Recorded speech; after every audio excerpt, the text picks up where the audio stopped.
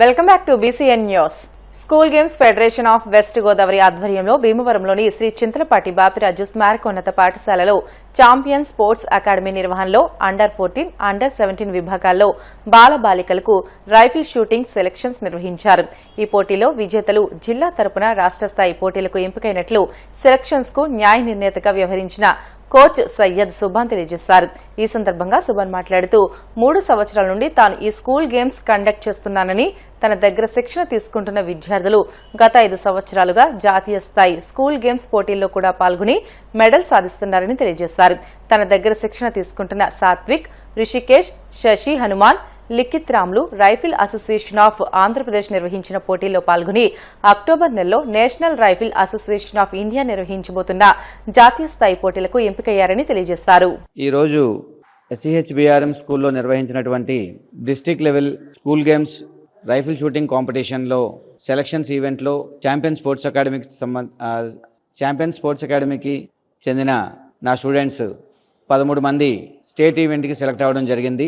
So రాబోయే నెలలో ఈ స్టేట్ కాంపిటీషన్లో నా స్టూడెంట్స్ స్టేట్ లెవెల్లో పార్టిసిపేట్ చేసి నేషనల్ లెవెల్కి వెళ్ళాలని నేను కోరుకుంటున్నాను. సో ఈ ఈవెంట్లో సెలెక్ట్ అయిన విద్యార్థులు ఓపెన్ సైట్ రైఫిల్ అండర్-14 బాయ్స్ విభాగంలో ధనుష్, సాయి గ్రహిత్, రామ్ శ్రీమాన్ సెలెక్ట్ అయ్యారు. అలాగే అండర్-14 గర్ల్స్ విభాగంలో దేవి, గ్రీష్మ, సౌమ్య, అలాగే అండర్-14 పీప్ సైట్ విభాగంలో చైత్ర, హేమాక్షి, ఓపెన్ సైట్ అండర్-17 బాయ్స్ విభాగంలో శర్వన్, ప్రకాష్, అలాగే అండర్-17 గర్ల్స్ విభాగంలో సహస్ర, విజయ, గ్రీష్మ, పీప్ సైట్ అండర్-14 బాయ్స్ విభాగంలో సుష్మిత, మహేష్, పీప్ సైట్ అండర్-17 బాయ్స్ విభాగంలో లిఖిత్ రామ్, సూర్య, నితేష్, శ్రీనివాస్, అలాగే పీప్ సైట్ అండర్-17 గర్ల్స్ విభాగంలో లిఖిత్ రామ్, భార్గవి, అండర్-17 పిస్టల్ విభాగంలో శశి హనుమాన్, సాత్విక్, రుషికేష్ వీళ్ళందరూ కూడా స్కూల్ గేమ్స్కి సెలెక్ట్ అయ్యారు. సో వీళ్ళు రాబోయే నెలలో స్టేట్ ఈవెంట్లో పార్టిసిపేట్ చేసి నేషనల్ లెవెల్స్లో కూడా మెడల్ సాధించాలని నేను ఆశిస్తున్నాను. అందరికీ నమస్కారం. నా పేరు కొలగారపు శశి హనుమాన్. నేను ఇంటర్ ఫస్ట్ ఇయర్ ఆదిత్య కాలేజ్లో చదువుతున్నాను. నేను గత 3 సంవత్సరాలుగా సుభాన్ సార్ దగ్గర షూటింగ్ అనేది నేర్చుకోవడం అనేది జరుగుతుంది.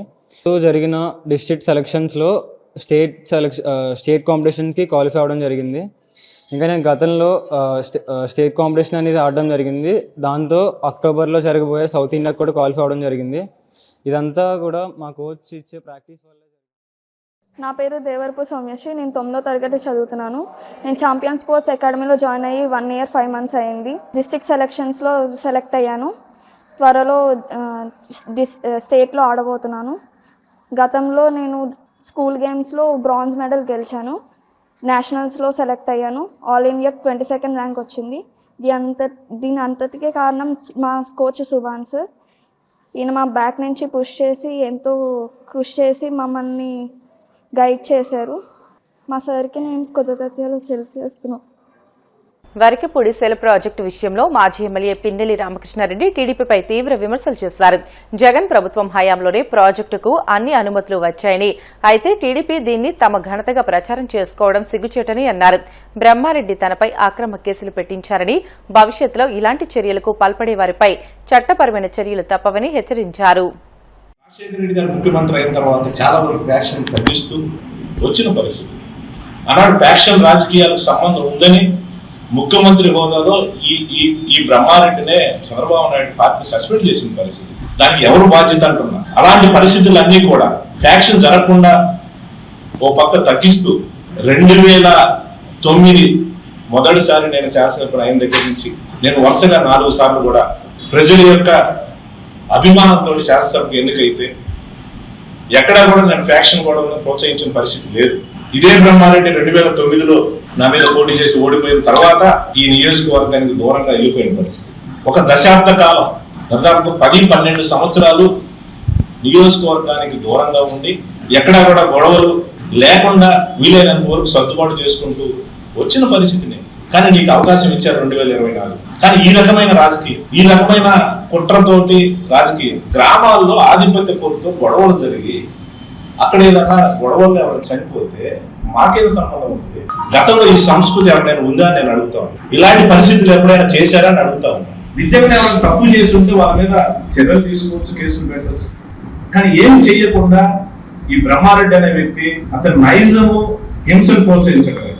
పైకి మాత్రం పెద్ద గాంధీ లాగా నాకేం తెలియదు అన్నట్టుగా, ఇవన్నీ సంఘటనలు తెలియదు అన్నట్టుగా ఆయన పెద్ద సొంత కోసం కూడా ప్రజలు నిర్లభించే కార్యక్రమం చేస్తామని ఇప్పుడిప్పుడే ప్రజలు కూడా తెలుసుకుంటా ఉన్నారు. ఎందుకంటే ఇతను గతంలో రాజకీయంలో ఉన్నప్పుడు కొంత ఒక 15 సంవత్సరాల గ్యాప్ వచ్చింది. అప్పుడున్న జనరేషన్ తెలుసు, కానీ కొత్తగా వచ్చిన జనరేషన్ ఇతని గురించి తెలియదు. ఇతను ఏదో చేస్తాడంటే ఇప్పుడు ఏం చేసేది ఏదో కూడా అర్థం అవుతారు. ఎందుకంటే చేసినవి చెప్పుకోవాలి. ఇంకేదైనా ఉంటే నువ్వు ప్రభుత్వాన్ని ఒప్పించి గ్రాంట్ తీసుకొచ్చి డెవలప్ చేయాలి. నువ్వు ఏమి చేయకుండా ఏదో అయిపోయింది అనుకోని ఈ కూటమి ప్రభుత్వ నాయకులు ప్రచారం చేసుకుంటారు. పూర్తిగా కూడా ఎప్పుడు లేని ఈ 40 సంవత్సరాల్లో మాచర్ల నియోజకవర్గంలో లేని హింస ఈరోజు కనపడతా ఉంది. ప్రజల్లో ఒక అభద్రతా భావం కనిపిస్తా ఉంది. ఎక్కడైనా స్వచ్ఛత తిరగాలంటే తిరగలేని పరిస్థితి. ఏ కేసును ఎవరిని తీసుకుని లోపలేస్తారు. ఈ పోలీసులు కూడా వాళ్ళు ఏం చెప్తారో, ఏ చిన్న నాయకుడు చెప్పిన వాళ్ళు తీసుకుని కూర్చోబెట్టడం, డబ్బులు వసూలు చేయడం, బెదిరియడం, కేసులు పెట్టడం, రిమాండ్ చేయడం. ఈ రకమైన ఆనందం ఏమో నాకు అర్థం కాదు. ఇది మంచి పద్ధతి కాదు అనుకోండి నేను అడుగుతాను. ఖచ్చితంగా ప్రతి కేసుకి రివ్యూ ఉంటుంది, ఖచ్చితంగా చేస్తాను.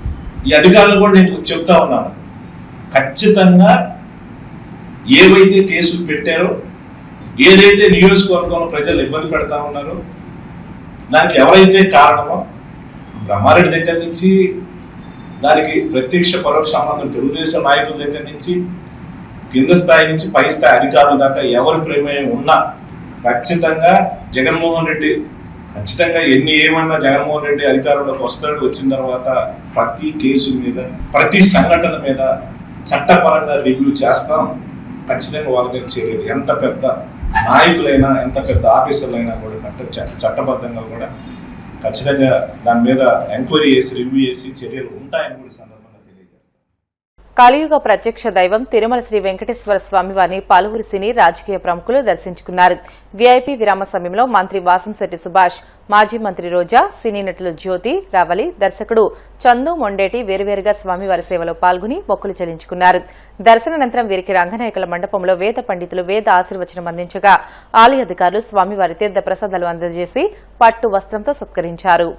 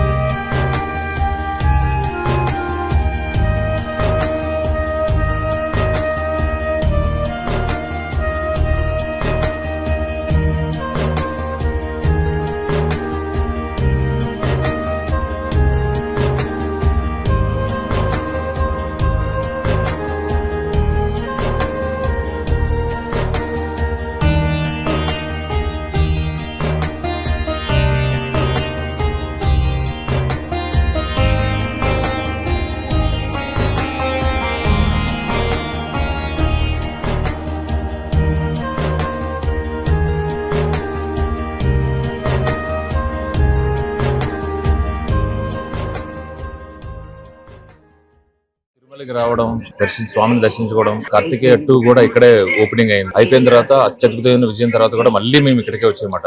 ఆ తర్వాత తండేల్ రిలీజ్ తర్వాత కూడా అది కూడా చాలా బాగా ఆడి సూపర్ హిట్ అయిన తర్వాత కూడా మళ్ళీ అందరం టీం అందరం ఇక్కడికి వచ్చాం. ఇప్పుడు మా కొత్త మూవీ వాయుపుత్ర మొదలవుతుందండి సితారా ఎంటర్టైన్మెంట్స్ లో. సో అందుకే ఈ స్వామివారి దర్శనం చేసుకుని ఆశీర్వాదం తీసుకోవడం వచ్చాం. వార్తలు ముగించే ముందు ముఖ్యాంశాలు మరొకసారి.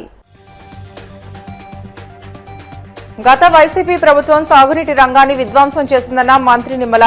కూటమి ప్రభుత్వం చివరి ఎకరా వరకు సాగునీరందించేలా చర్యలు తీసుకుందని స్పష్టం.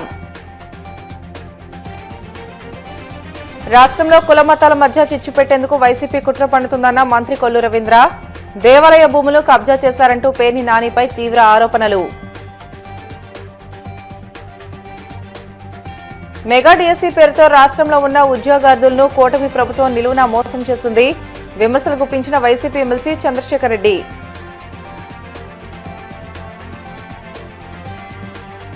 తిరుమల శ్రీవారిని దర్శించుకున్న పలువురు సినీ రాజకీయ ప్రముఖులు, ఆలయ మర్యాదలతో స్వాగతం పలికిన అధికారులు. ఇవి ఇప్పటి వరకున్న బులెటిన్లోని అప్డేట్స్. మరిన్ని వార్తల కోసం BCN digital YouTube channel, Facebook పేజీని ఫాలో అవ్వండి. అప్డేట్ వార్తల కోసం ప్లీజ్ డూ సబ్స్క్రైబ్.